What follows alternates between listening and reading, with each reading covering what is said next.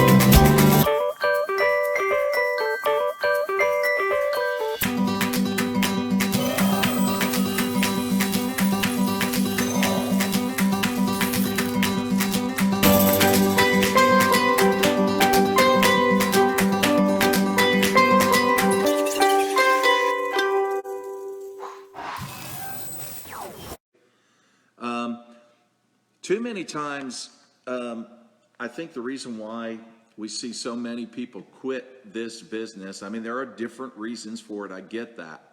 But I think a lot of this could be avoided if we just did some simple things. And that's what I'm going to talk to you about tonight, is that what are those simple things? And that is that we need to understand what, when you sponsor somebody, we used to do it on paper. I can remember the old days when that's how we sponsored people. We filled out applications, just paper applications. Marta, nice to see you. But now everything's done electronically, which is totally cool. But either way, whether it's electronic or whether it's paper, it doesn't matter. Yedalai, Northeast India, nice to see you, Yedalai. Prashant, nice to see you as well from India. We have to understand that whether it's a paper app or an electronic app, it's an agreement. It's an agreement. And that is that when we think about sponsoring, so many times we just think about one person because we're the recruiter, right? We're the top gun, right? So we're going after that. We think about just one person. That's the person that we want to get in the business, right?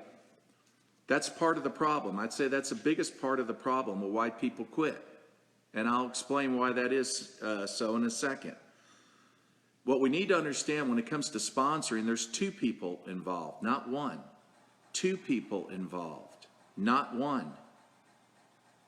We really need to let that sink in because we're so fixated on getting that person, and that's all we're thinking about. And of course they love it too because, hey, people like attention, right? People, they like to be in demand. They like it when others want them or they have some value, right?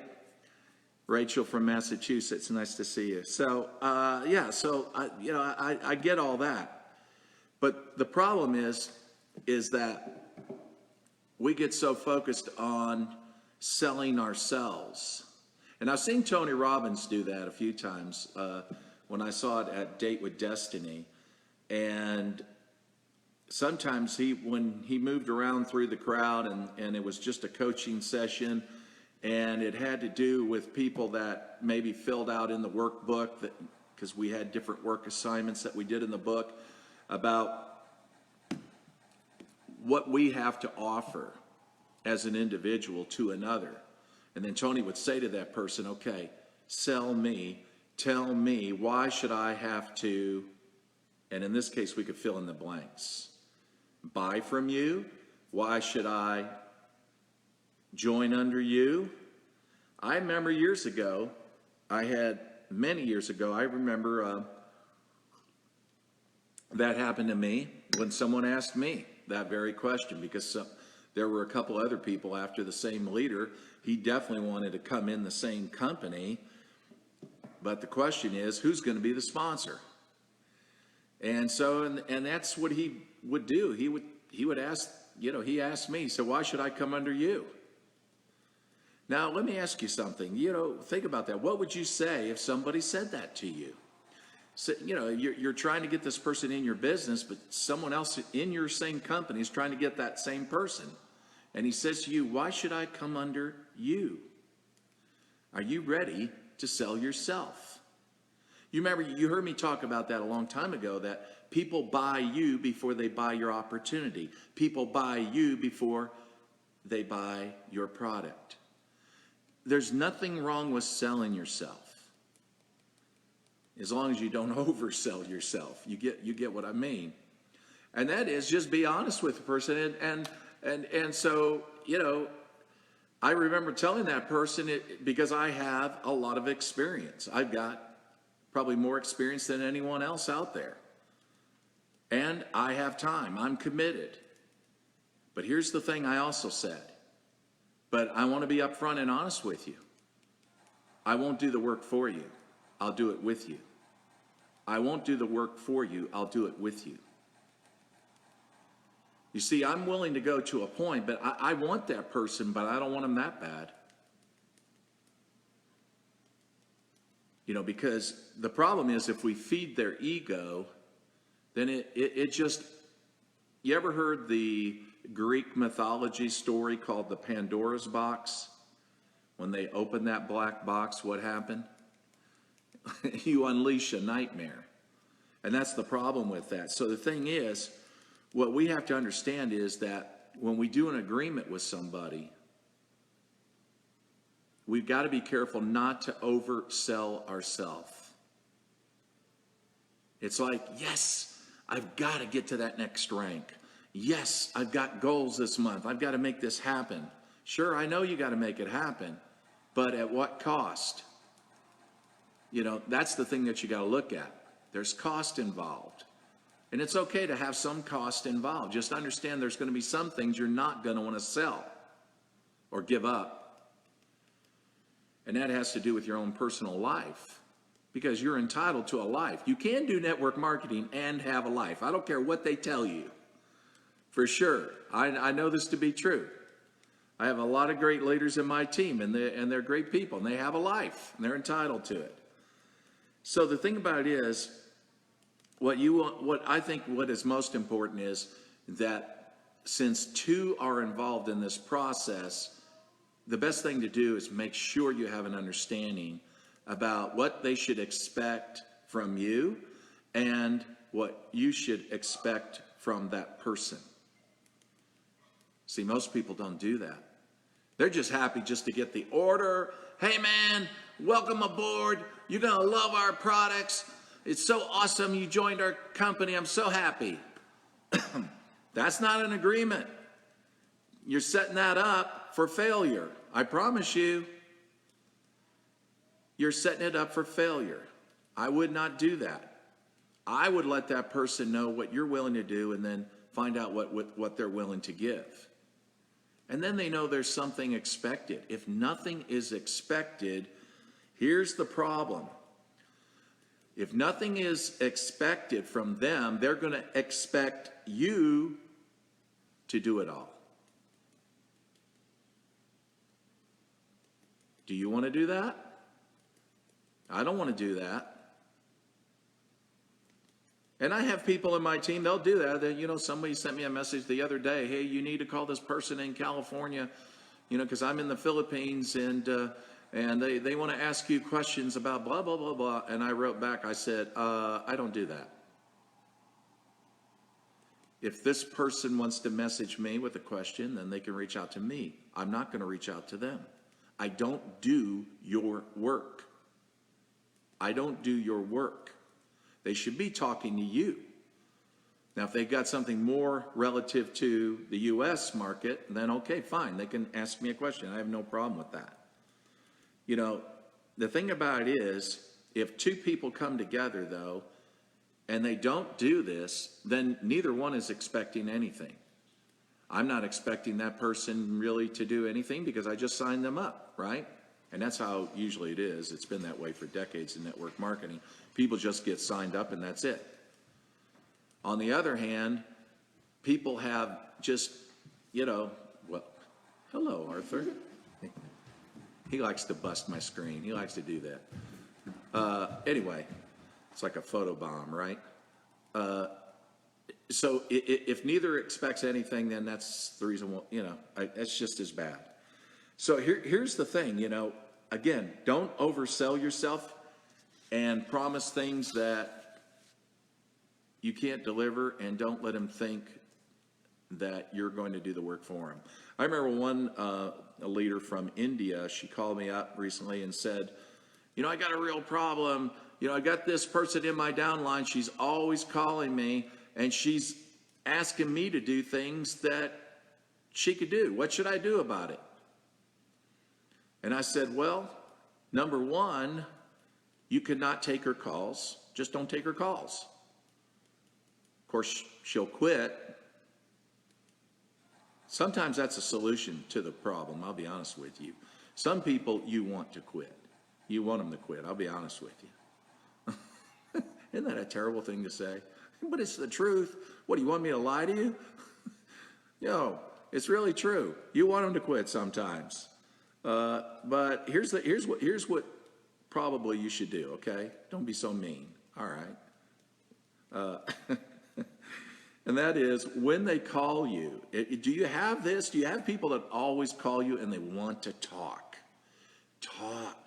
and talk, and it just goes on forever and ever, and nothing, and the day flies by, and you said, what the heck did I do today? It's like what I said yesterday.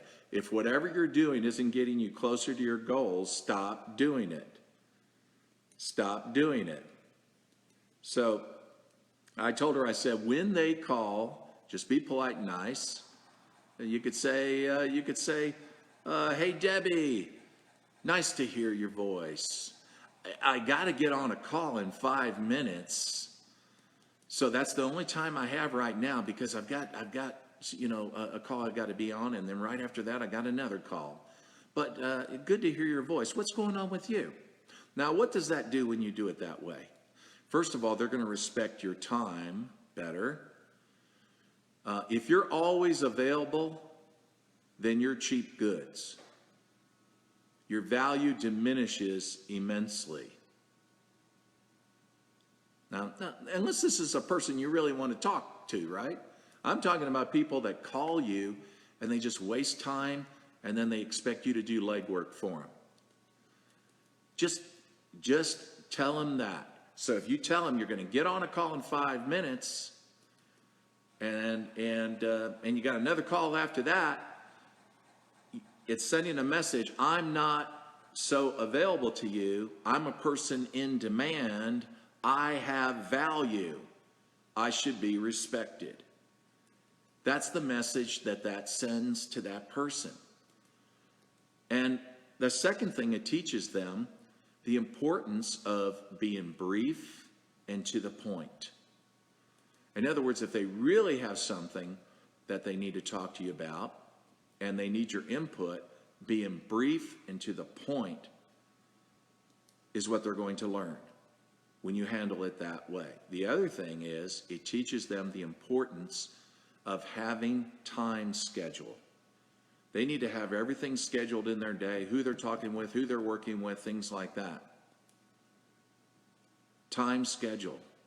So that's what you're teaching that person. So you can actually take a person who maybe isn't so productive, and you could help them be productive in that they'll learn how to use their time better, and also they'll learn that you are not going to do their legwork. You are not going to do their work. This is the thing that I think a lot of people miss, when they sponsor people, and that is setting it up right. It's very important to set it up right from the very beginning. And so when you sponsor that person, again, I already mentioned, say what they should expect from you, and you would like to know what should you expect from them. And you could even ask them that. Say, hey, Debbie, now that I've told you what you could expect from me, what do you think I could expect from you? And don't say anything more. Just wait and listen. And they may not have thought about it. You may have woke them up to that reality, and that's a good thing. At least they know. And it brings professionalism to network marketing when you do that. They're not going to treat this like some hobby where they're going to make a few dollars. They're going to treat it like it's a career, like it's a profession, like they should. So here's some words that I think that I find helpful in that process. And I'll say this to them. Look, hey, Debbie, let's make this agreement if we can. I won't quit you if you won't quit me. I want you to at least give this a year. Give this a year. Now, part-time, full-time, whatever it's going to be, I want you to give it a year. And I want you to do your best to be positive and understand that it won't be easy, but it'll be worth it. I want to help you through the process. I want you to understand that my job is to help you. But if you don't do your job, I don't have a job. Now I'll say that again. My job is to help you. But if you don't do your job, I don't have a job. And I want to have a job. But I can't make you do this. So here's what we need to do at that point, and that is we need to set it up with that person you're going to sponsor, a schedule. That's right. Here's three steps that you could take. Make sure they have a business plan. A business plan, you can put a simple one together if you haven't done that. I have a form and that we use in one of our units in our Facebook group, and that is just basic things. What do they expect out of this opportunity? What would they like to see come from it? What kind of money would they like to earn, short-term, long-term? How much time would they be willing to commit during the week? What days would they? What schedule, or appointments could they make with the sponsor on doing calls and things like that? Those things, that's part of a business agreement, and they can write out maybe at the end some of their dreams, things that they would love to see realized through this business opportunity. And then they can sign it. That's it. And you got a copy that you can refer to. That's called a business plan. They need to have something written down that they want to see achieved out of this, or why are they joining with you? So that's number one, is a business plan. So number two is make sure that you have a calendar schedule with that person so that you can plan calls together. I did that with a man today. I mean, I didn't sponsor him, but I'm just saying I'm part of the support team. I support different leaders, but that's what I said. Just let's work a schedule together. So he's going to get back with me.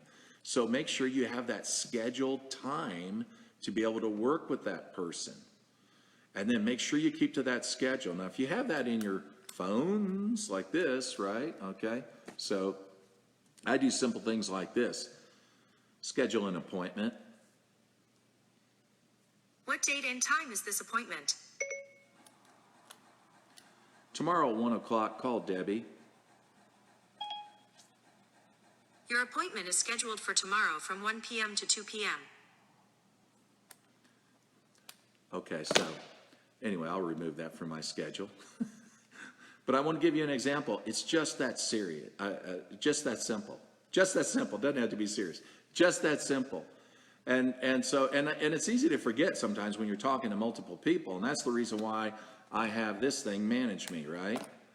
And then it'll send me and then I'll get an alert. I'll also tap that after I'm done and say, send me a reminder 1 hour before. And that way I'm always, oh yeah, I got that coming up. I know I got that. It's very important to keep your schedule, because what happens is then if again, this is the agreement. I won't quit you if you don't quit me, right? My job is to help you. But if you don't do your job, I don't have a job, right? But if we schedule that time and then we forget, we don't make the appointment, okay, then that other person's going to wonder, well, really, how committed are you to helping me? So make sure you do that. Schedule that time with them to help them on three-way calls or three-way Zoom calls, things like that. Also, make sure that they know how to use Facebook Messenger in a group messaging setting. Make sure they know how to do that. So that way, and that's helpful too, because that way they can message you anytime. Even if you can't take their call, sometimes you can multitask, right? It's just a simple question, yes, no, or they need a link. Those are things that you need to be able to do. So, and then 3, and that is make sure that they have any apps that your company has. Make sure that they have the fundamental basics. Equip them. Equip them. If you have an onboarding video, then share the onboarding video with them. But make sure that they have what they need. Now, they don't need a full education about network marketing, your compensation plan, all those things that will blow them out of the water. Okay? We don't want to overwhelm that person. Remember, their lives were complicated before they joined you, right? And your opportunity is to uncomplicate their life, right? That's the whole idea here. So that's the reason why we keep it very, very simple and fun. Remember that. So important. Those 3 letters. Fun. Because I remember saying that so many times when I sponsor people. I would say, we're going to have a lot of fun and make some money.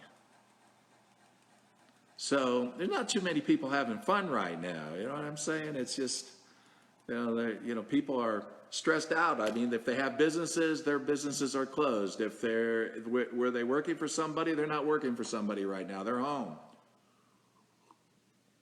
But they're going to have fun with you. Fun with you. So I want you to emphasize that. We're going to have a lot of fun and make some money together. So that's the thing that I wanted you to think about, is that relationship, making sure that we set it up right. Most people don't set it up right. All they want to do is sign them up, get the order. Typical, I remember saying that many years ago. I don't want to be signed up. I want to be sponsored. There's a difference. Being sponsored means you have a partner working with you. So, and sometimes I think some of that comes from the fact that maybe we don't have good sponsors, right? Maybe we don't. Maybe you never hear from them. They're just not involved in the business whatsoever. Okay, that's fine. So we're going to be that person that we wish our upline or our sponsor was. We're going to be that to our downline. We're going to be that person. So whatever's missing, we're going to make sure, man, we're just bringing it on, and we're bringing lots of it to our team. And we want them to feel it, because we want to train them how to be good sponsors as well. But again, this whole thing about the agreement, it's 2 people involved, not 1, 2 people. They need to know what to expect from you, and you need to ask them what to expect from them. If more people did that and then understood that I'm not going to quit you, if you don't quit me, my job is to help you, but if you don't do your job, I don't have a job, and I want a job. I want to help you. If people approached it like that, and then understood that if everyone brought that to the table, very few people would quit. Very few. but they just don't get it. Most people don't get it. They just want to get the sale.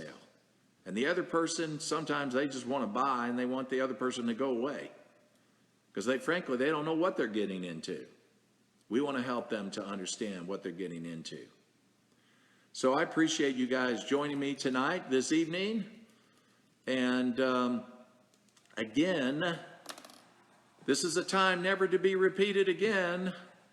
This window of time that you have when people are home and they have nothing but time.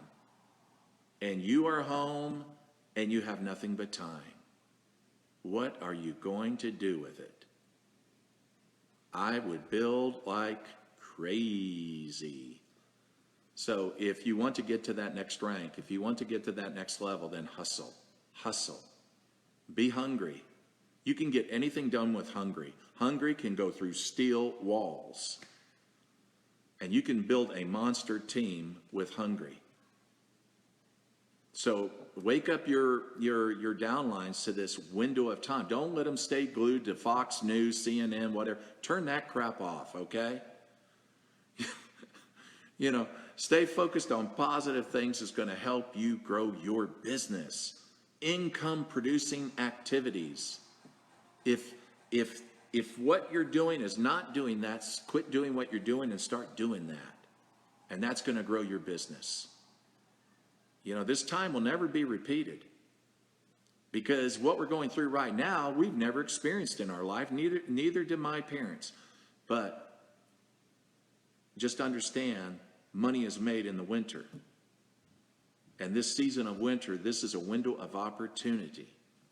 So take advantage of it at this time. It may never, probably won't come again. But you got a captured audience, and they're just waiting to hear from you. So I hope they do. So thanks for tuning in, and I look forward to seeing all of you tomorrow night. Tomorrow night, I look forward to it. Thank you so much. Love all of you. Take care.